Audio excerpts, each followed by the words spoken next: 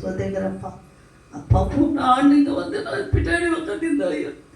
எங்கள் மாமியார் ஒரே ஆள் இங்கே வந்து சாட்சி சொல்லிட்டு என் பிள்ளை எப்படி இருக்கிறான், அடுத்த வருஷம் என் பிள்ளைக்கு ஒரு இது வேணும்னு சொல்லிட்டு மாமியார் வயத்துல வாயில வச்சு தாங்க. அப்போ நான் குடித்ததால எழுந்திருக்கவே இல்லை. எல்லாம் என்னை திரும்பி பார்த்தாங்க. எனக்கு அவ்வளோ கண்ணீரையா 1/2 மணி நேரம் அப்படியே நான் கவுந்து அழுதுட்டேன் அந்த லாஸ்ட் சேர்ல. அன்னைக்கு சொன்னேன், ஐயா என் கண்ணீரை பாருங்க ஐயா, எனக்கு உதவி செய்யுங்க ஐயா. அன்னைக்கு நான் வேண்டிக்கிட்டு நான் ஹாஸ்பிட்டலுக்கு போனேன். இன்னைக்கு இந்த வருஷம் எனக்கு இந்த கை குழந்தைய கொடுத்தாரு. நன்றி நன்றி நன்றி ஐயா. தலைமுறை எவ்வளோ நன்றி சொன்னாலும் போறேன் போறேன். நான் வாழ்நாள் முழுக்க நன்றி சொல்லுவேன்.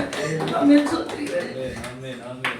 கர்த்தர் செய்த நன்மைகளை ஒரு நாளும் மறவாதே. கர்த்தர் செய்த நன்மைகளை ஒரு நாளும் மறவாதே.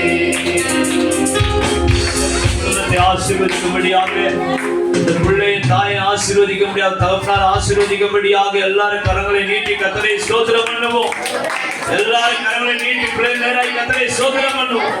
கர்த்தர் செய்த ஒரு நன்மை நாம் மறக்காதபடிக்கு நன்றியுள்ள இருதயமாக இருந்து கர்த்தருக்கு வைராக்கியமா நிற்கிற குடும்பமாக, கர்த்தருக்கு பிள்ளை வளர்க்கிற குடும்பமாக கர்த்தர் மாற்றி தரும்படியாக செபிக்கிற தாவே எல்லா அந்தகார வல்லமை குடும்பத்துக்கு விரோதமாக பிள்ளைகளுக்கு விரோதமாக வரவிடாமடி தடை பண்ணாதபடி எல்லா ஆவிகளை கண்டித்து கட்டி சபிக்கிற இயேசுவின் நாமத்தினாலே வேலை எடுத்து பாதுகாத்துக் கொள்ளும்.